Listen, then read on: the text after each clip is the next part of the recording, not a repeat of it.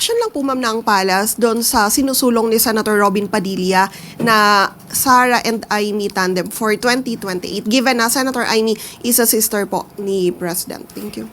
Sila din po ang dating tinawag na Team Itim. Wala pong maaaring tugon at hindi pa po tumutugon o nagre-react ang Pangulo patungkol po dyan. Sa mga nahalal po sa House of Representatives, ganyan po ba ang gusto nilang makita ng taong bayan na sila ay natatakot dahil lang sa pagdedeklara na tatakbo ang isang vice-presidente sa pagkapangulo sa 2028. Hindi naman po siguro sila ganon kaduwag para lang matakot dahil nagdeklara lang ang isang tao na siya tatakbo sa pagka-presidente. Hindi pa po kasi panahon ngayon, napakaaga po pa kasi para tayo mag-announce na ikay tatakbo o hindi.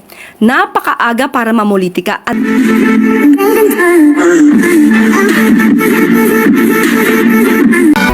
at maaari na po akong tumanggap ng inyong mga katanungan. Unang tanong mula kay Mads Moratillo, Net25.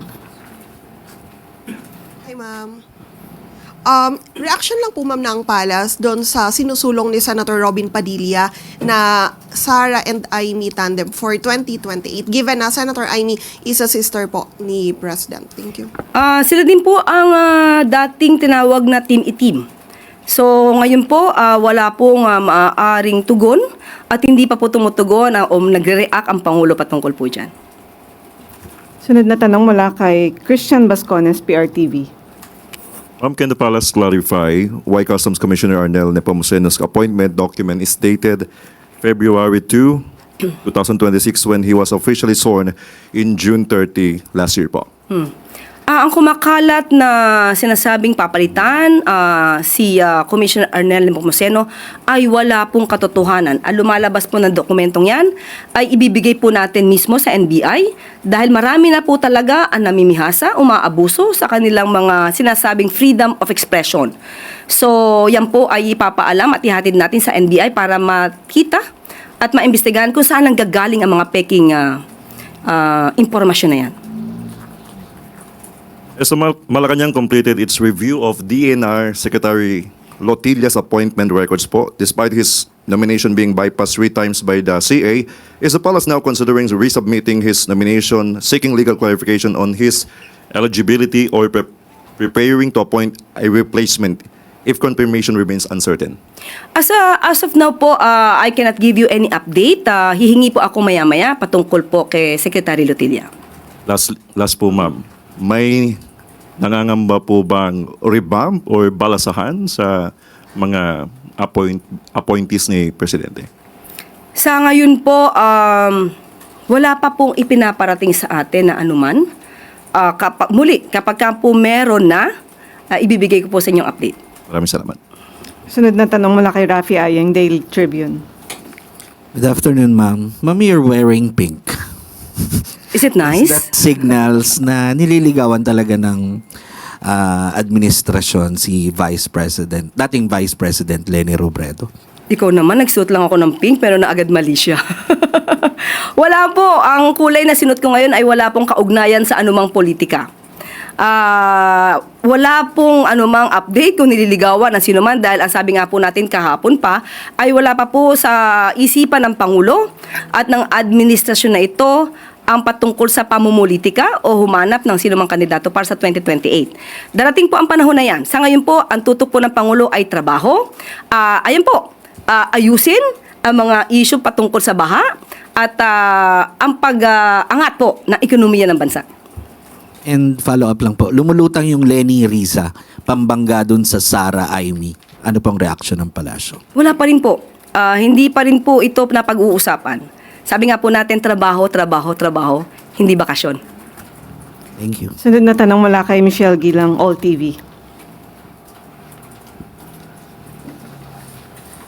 Good afternoon, Yusek.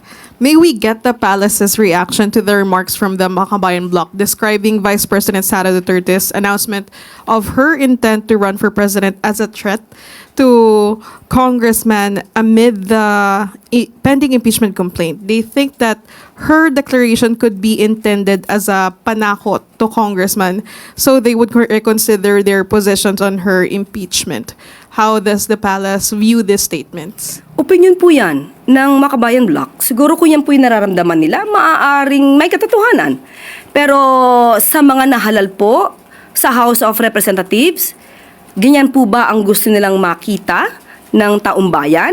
Na sila ay natatakot dahil lang sa pagdedeklara na tatakbo ang isang vice presidente sa pagkapangulo sa 2028. Hindi naman po siguro sila ganon kaduwag para lang matakot dahil nagdeklara lang ang isang tao na siya tatakbo sa pagkapresidente. Sunod na tanong mula kay Jean Mangaluz, philippinesstar.com. Good afternoon. So, Mary Jane Veloso's family and migrant advocates have repeated their call for clemency for her. The family said that they've been directly communicating with the palace over this request. So, the group even challenged President Marcos to visit Ms. Veloso. So, how does the palace respond to this? Ang huli ko pong tugon, at yun po ang pinakahuling ibinigay sa aking impormasyon, inaaral po yung pinaka-minutes of the meeting para kung magkaroon man po ng pagdidesisyon ng Pangulo, wala po siya malalabag na anumang protocol or anumang nababanggit sa minutes of the meeting. Meeting po with who? Minutes of the meeting, nung ito ibinigay, nung isinorender sa atin, nagkaroon ng repatriation, negotiations for repatriation ni Miss Mary Jane Veloso, titignan lamang po nila kung ano yung naging usap. Pero is the palace inclined to grant her clemency? Sa ngayon na hindi pa po natin masasabi dahil inaaral pa po. May timeline po ba? May timeline? Wala pong naibigay sa atin. Sunod na tanong mula kay Ann Soberano, Bombo Radio.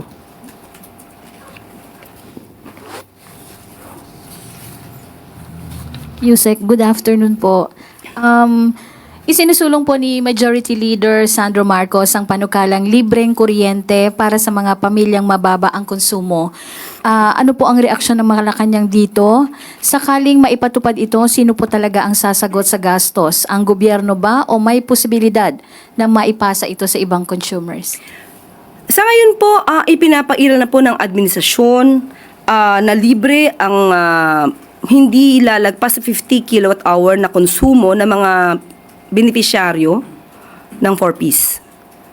So kung magiging maayos po ang provision na ito sa bill na ilulunsad or nais na isabatas ni Congressman Sandro, pag-aaralan po ito. Pero maganda po ito para sa ating mga kababayan. Magiging maganda po ang epekto nito at hindi sila masyado mahirapan kung ang konsumo nila ay maliit at makaka-encourage to na wag masyado mag-aksaya ng elektrisidad o ng konsumo ng kuryente. Pero ito po ay aaralin. So hindi pa po natin masasabi kung papabor o hindi dahil kailangan pong maaral ang mga provisions na to. Salamat, Yusek. Sunod na tanong mula kay Katrina Domingo, ABS-CBN. Undersecretary, in former President Rodrigo Duterte's latest request to the International Criminal Court, sinabi niya po na i-waive niya yung right niya to appear before the pre-trial chamber because wala daw pong jurisdiction sa kanya. And in that particular filing, he also mentioned na it was the office of the President who allegedly funded the private jet that took him to The Hague. He insists na he was kidnapped from the Philippines. May we get a confirmation or a reaction from the palace with regard to the allegation na ang taxpayers' money daw po ang ginamit para pondohan o rentahan yung eroplanong nagdala sa kanya doon? Ang pagpapadala po sa dating Pangulong Duterte sa ICC or sa The Hague ay ayon po sa batas. RA 9851, maliwanag ang sinasabi sa Section 17 na kapag ang isang kaso o isang complaint ay dinidinig na sa isang state o international tribunal or court, maaari pong i-dispense with na ng gobyernong ito ang anumang pag-iimbestiga at hayaang magpatuloy ang pag-iimbestiga sa nasabing state or international tribunal. At yun po ang ginampanan at yun ang naging paraan ng gobyernong ito para po makamtan ang sinasabi nating hustisya ng mga nag-complain or kahit po ang akusado. Kung taxpayer po ang ginamit ito lang po ay naaayon sa batas dahil gumaganap lang po ang gobyernong ito sa kanyang katungkulan Maliban po sa sinabi nating pag-cooperate with the Interpol, papatupad ng batas na RA 9851, meron din pong residual obligation ang administrasyon na ito upang ipatupad ang dating napagkasunduan na nung tayo pa ay miyembro ng ICC o ng Rome Statute. Ma'am, follow-up question. Meron pong ilang previous statements si President Ferdinand Marcos Jr. saying na his administration will not recognize any arrest warrants kasi hindi na daw po tayo miyembro ng ICC. How do you reconcile that statement from the succeeding actions of the administration? And maybe also get a categorical answer if it was the OP who funded the plane to The Hague? Pakibigyan niyo po sa akin yung konteksto na sinabi ng Pangulo na hindi niya i-recognize ang warrant of arrest na i-issue. Yes, ma'am. I will give you the link of the video later. I think he was asked during a media press briefing several years ago, even before this erupted, when the unit team was still together. He made that statement. Sa aking pagkakaalam at aking intindi sa sinabi ng Pangulo sa mga previous statements niya, hindi niya kinikilala ang jurisdiction ng ICC. Maliban lang kung mayroong ibang legal options or rather legal study on this. Yun ang aking huling natandaan. So ngayon, kung meron ngang batas, sinabi natin pinapairal na RA 9851 at yung ating obligasyon sa Interpol, hindi man natin kinikilala na may jurisdiction ay ICC ngayon. Sa ngayon. Pero ang ICC ay nagkaroon ng jurisdiction sa mga aksyon na naganap nung tayo pa ay miyembro. At hindi po natin pwedeng iwasan yon dahil meron pong residual obligation ang administrasyon na ito. Ma'am, last remind, may ballpark figure as to how much we spent for that particular flight? Wala po akong detalye sa ngayon. Thank you po. Sunod na tanong mula kay Ivan Mayrina, GMA7. Yusek, sinasabi po ng Pangulo, of course, that he doesn't want to talk about the elections as of yet at gusto niya magtrabaho. Pero gustuhin man po niya at hindi. Following Vice President Duterte's announcement yesterday, it's going to be political. It's going to be about the elections moving forward. How does the President see this affecting his plans, his governance? Wala, hindi maapektuhan. Maaapektuhan ba ng isang vice presidente na nag-announce lamang siya na siya'y tatakbo ang pagtatrabaho ng Pangulo? Kung ang iisipin lamang ng Pangulo natin ay ang mga sinasabi ng vice presidente, hindi natatakbo ang gobyernong ito. So hindi po maapektuhan ang focus ng Pangulo para maiangat ang ekonomiya ng bansa, maiangat ang buhay ng bawat Pilipino, at masolusyonan ang issue sa baha na hindi na solusyonan noon pa. And given that, makakaasa din po kaya tayo na the President will make statements concerning the Vice President's tirades against him. Dahil, yun nga po, it's election season. Nung pa natin sinasabi, lahat ng sinasabi ng Vice Presidente, halos doon. Fake news. Ano pa ba ang dapat sagutin pa ng Pangulo kung kayong mismo taga-media alam nyo na ang lahat halos ng sinasabi ng Vice Presidente ay fake news? Sunod na tanong mula kay Sammy Dinilla, Business Mirror. Good afternoon, ma'am. Mag-follow up lang po kami regarding po dun sa naging commitment ng DPWH kay President regarding sa flood control. May na-mention po ba kung may ilang target flood control projects yung target ma-complete ng DPWH before mag-start po yung rain season this year? Kahapon ay nag-usap po sila ng Pangulo. Ang detalye po ay na kay Sec Dave, pero po ang natatandaan ko na banggit sa atin, meron pong inaasahan tayo na pagpapagawa ng classrooms ng 13,000. Yun po ang isa na banggit. At of course, patuloy pa rin po ang ayusin ang mga hindi natapos na mga proyekto, lalong-lalo na siyang nagiging sanhi ng pagbaha. Ibibigay ko yung detalye pagkakuha ko lamang po ng mga papel. Apo. Thank you po. Sunod na tanong mula kay Christian Bascones, PRTV. Ma'am, in connection na po doon sa naunang tanong. Tanong ng masa po. Nasindak po ba yung administration dito sa several announcements like BP Sara announcing her decision to run for president in 2038 and yung sinasabi si Senator Robin Padilla supporting VP Sara and Amy Marcos. Ang Pangulo masisindak? Hindi naman po kasindak-sindak yung pag-a-announce na siya'y tatakbo sa pagkapangulo dahil ramdam na po even before ang kanyang pangangampanya sa labas. So hindi po nakakagulat kung siya mag-announce na siya'y tatakbo bilang Pangulo. Sunod na tanong mula kay Christian Yusores, DZMM. Yusek, nag-post po ng Instagram story si former Vice President and Naga City Mayor Leni Robredo about an ocular inspection para po sa pagbisita raw ni Pangulong Marcos. Can you confirm if the President will visit Naga anytime soon at ano po yung pakay ng Pangulo doon sa pagbisita? Nabanggit ko po kanina sa ating good news, yung Oplan kontra Baha ay pinasimulan na po sa Naga City ng ating Pangulo. Busy po ngayon ang kawani ng DPWH para linisin ang mga kanal, ang estero at ang ilog sa Naga City. Yan po ang bibisitahin ng ating Pangulo at totoo po na bibisita po siya at makakasama niya po ang Mayor Leni Robredo ng Naga City sa February 21. Sabado. And bukod po doon sa activity po ni President doon sa Naga, are we expecting na magkakaroon din sila ng iba pang conversation outside doon po sa project? Yan ang abangan nyo. Yun lang po ang ating yun lang po ang binigay na impormasyon dahil nga po ang pinasisimulan nga po ng Pangulo itong Oplan kontra Baha at isa sa mga lugar na kanyang pinatutukan ay ang Naga City. So, yun lamang po. Kung ano pang pag-uusapan nila, abangan na lang po natin.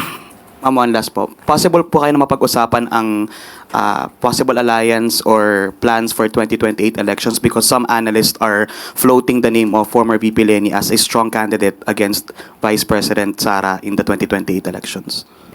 Wala po kasi talaga na pag-uusapan tungkol sa pangangampanya o kung sino man ang magiging kandidato sa 2028. Hindi pa po kasi panahon ngayon, napakaaga po pa kasi para tayo mag-announce na ikay tatakbo o hindi. Napakaaga para mamulitika. Ang dami pong dapat na ayusin sa bansa natin. Maraming dapat na ayusin na interes ng ating mga kababayan. So, masyadong maaga ang pag-usapan kung sinong tatakbo sa 2028. Follow-up question mula kay Ivan Mayrina, GMA7.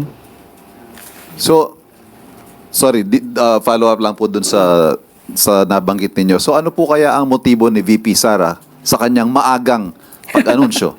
Siya po tanungin nyo. Hindi ko po alam ang kanyang utak. Would you have a theory? Theory. Hypothetical. Sa kanya na lang po nyo. Kung ano man ang kanyang masamang motibo, ang kanyang magandang motibo dito, hindi ko po masasabi. Okay. On to my question, ma'am. Magkakaroon po ba ng pagbabago sa liderato ng NBI? Yes. Sino po ang itatalaga? Attorney Melvin Matibag. May we know why? Ang rason ay hindi po na ipukol sa atin.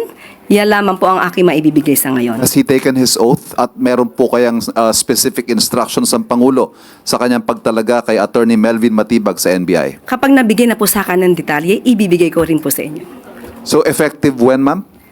Yan pa lang po ang ibinigay sa atin. Magkakaroon po ng bagong NBI Director sa katuohan po ni Attorney Melvin Matibag. Tanong mula kay Ace Romero, Salamat po. Philippine Star. Confirm lang po namin, ito po yung kaalyado ni dating Pangulong Rodrigo Duterte sa PDP laban. Sa aking pagkakaalam, What does this say about the decision of the President or his interactions with other stakeholders in politics? muli, yan lamang po ang ipinabuot sa atin. Kung ano ang dahilan, ibibigay ko po sa inyo kapag ka naibigay niya po sa akin. Follow-up question mula kay Marisol Halili, TV5. Mikey.